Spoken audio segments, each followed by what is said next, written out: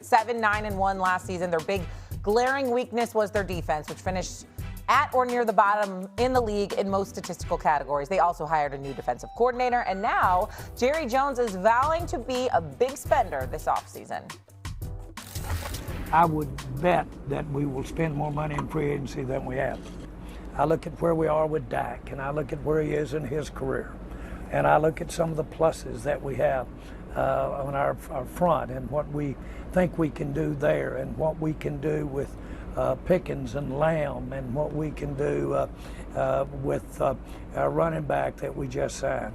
And so all of those things, I want to do everything we possibly can to stop somebody and to basically win some third downs more than we did last year. And so I think that would be the area that you would see me bust the budget.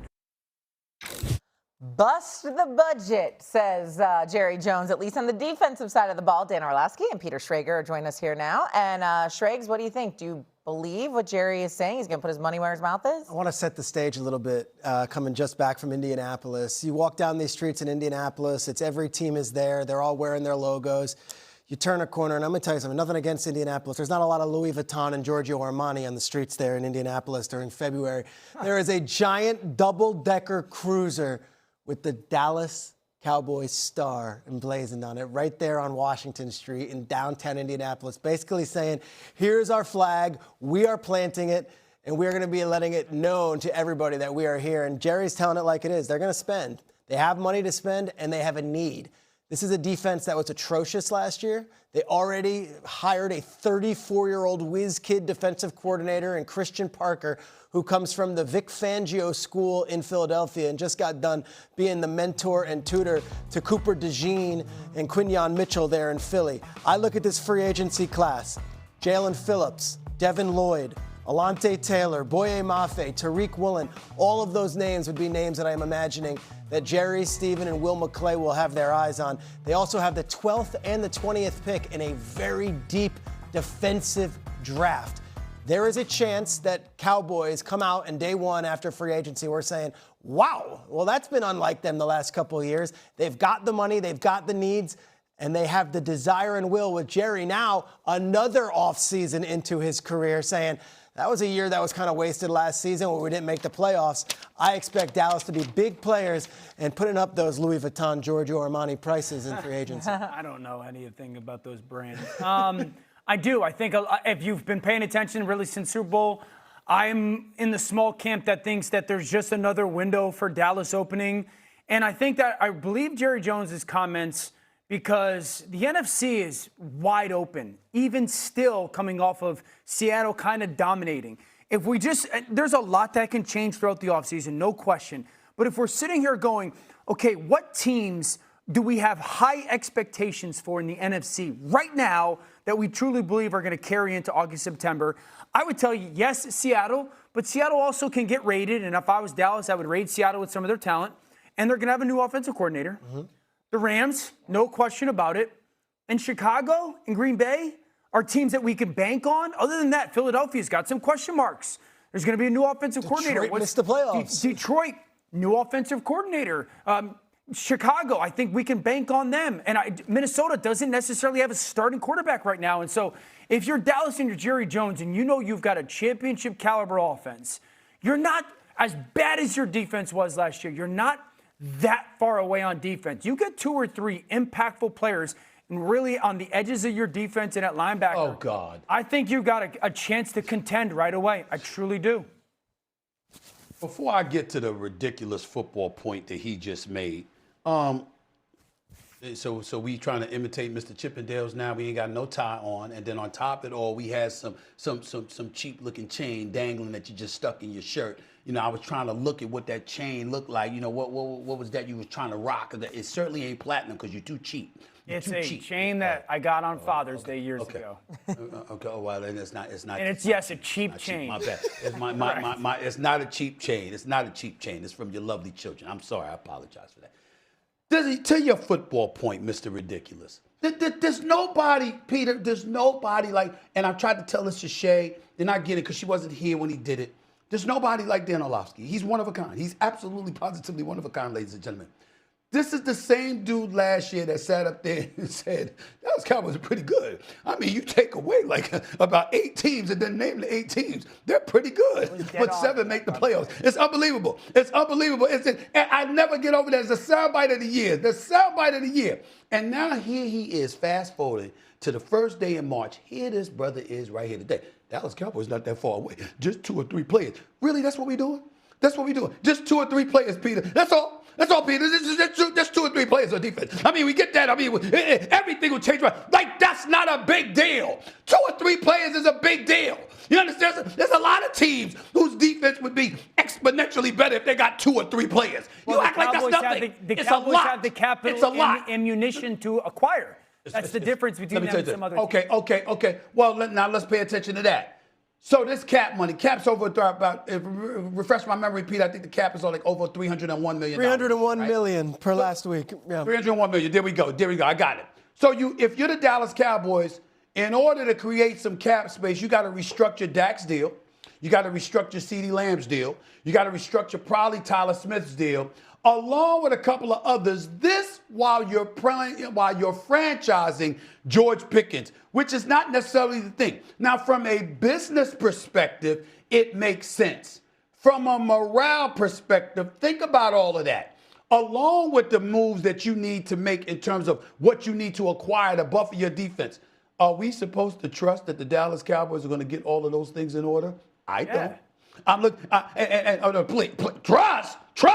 I mean, please. And then my buddy Jerry Jones, because we all know I got love for him. I got so much love for him. I might root for the Cowboys this year because I'm sick and tired. It's been 30 years. I've been right every year. It's been 30 years. I'm tired of being right. I want to be wrong. I want them to actually get to a Super Bowl. It might be nice, okay? It might be nice, all right?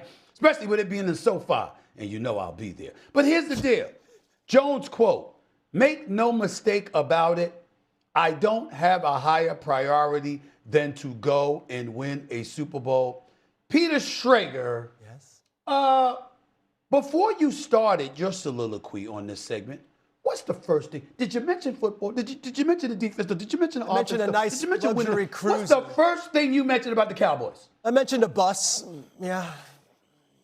You see what I'm saying? So they made sure they gonna get noticed. They made sure they're gonna be conspicuous. They made sure that you gonna see them. Traveling a bluebird? But they've done nothing yet. They've done nothing yet. You see, this is what I'm talking about. So you're gonna sit up here and act like with all of these things needing to happen, that's not gonna somehow get in the way of Dallas Cowboys getting it right. I say it is. Stephen A. Okay, wait, hold on a second, though. But so to Stephen A's point, he has been right for a long time. The Dallas Cowboys don't historically go out and spend money, and they certainly don't do it quickly. But now if Jerry Jones is like, hey, I see the writing on the wall, I'm going to spend as much money as I possibly can, and I'm going to do it early. We're not going to go round and round with all these contracts. They tag George Pickens. They know what they're going to do with him. Like, they're going to be definitive. Would that change your mind, Stephen A? Would that change your mind in the way the Cowboys are approaching this offseason? If they go out and they spend money to buffer that defense up, all right, and they get the right acquisitions, I'll feel a little bit differently about them. You know, I know Mrs. Jerry Jones is watching as we speak, and I am definitely a fan of hers. She's wonderful. And I certainly want her to win because I know it's been very, very difficult on her to watch her husband continue to struggle trying to get their winning ways to materialize in the postseason. Because they've won regular season games. They've been very successful during the regular season.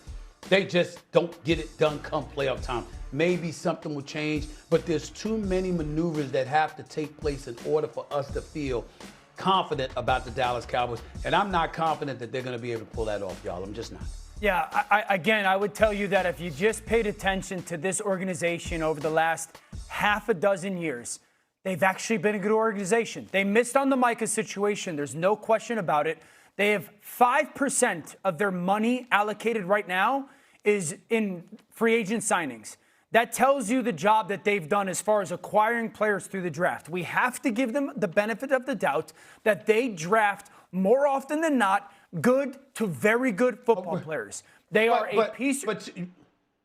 No, Dan, we don't have to do that because nobody questioned that. What we've looked at the Dallas Cowboys, and repeatedly they found ways to get in their own way. When your offense is prolific, your defense is trash. When your defense is big time, you make too many mistakes. You got drama in the locker room that you don't need, etc. Now, last year, their defense nosedived, dead last in scoring, dead last in passing yards, dead last on third downs. Only 35 sacks without Micah Parsons, which ranked 22nd in the league. All right, only 12 takeaways, which ranked 30th in the league out of 32 teams. We see that. That was definitely glaring, but it was still an aberration. For the most part, Dallas wins during the regular season, but pressure breaks pipes. And when you sit up there and you put yourself in a position where others got to answer the call and they ain't ready, when the moment arrives, that's what we've been able to look at the Cowboys. Remember, they won 13 games 3 years in a row, okay? Back to back. Mike McCarthy has some successful regular seasons. How did that materialize in the postseason? Wade Phillips had a couple of successful regular seasons. How did that materialize in the postseason?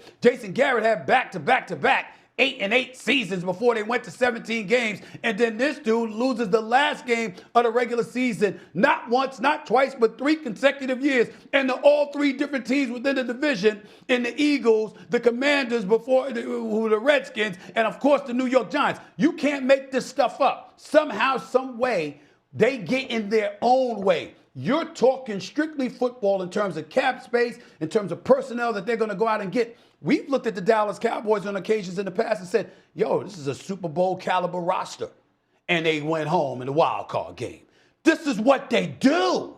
And Dan Orlovsky is not bringing that up. And I don't know why. Elvis, I don't know why.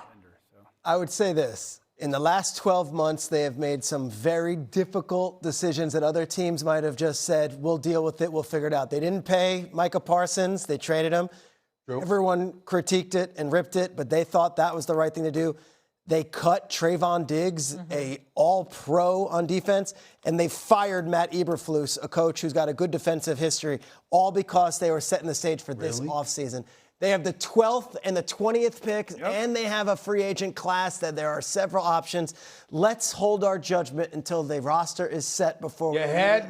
You had me until you brought up Eberflus. I know. Oh, my Lord. I mean, of all the arguments, the salient points that you make, and then you go come with Eberflus? What is up with you, Peter?